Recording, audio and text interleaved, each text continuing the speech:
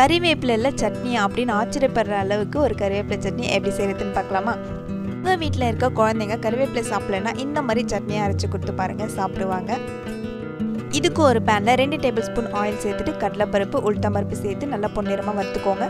லைட்டாக colour change ஆன உடனே 2 வரமிளகா 2 பச்சை மிளகாவும் சேர்த்து வறுத்துருக்கேன்.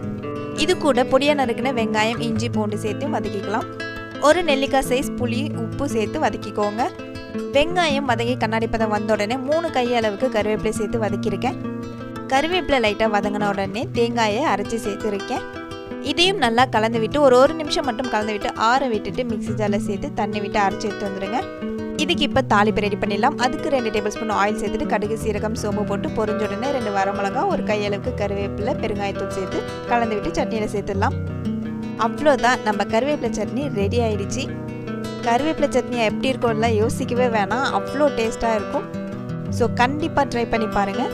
உங்கள் வீட்டில் கருவேப்பிலையை ஓரங்கட்டி வைக்கிறாங்கன்னா இந்த மாதிரி கருவேப்பிலையை சட்னியை அரைச்சி கொடுத்து பாருங்கள், அவங்களால அவாய்ட் பண்ணவே முடியாது.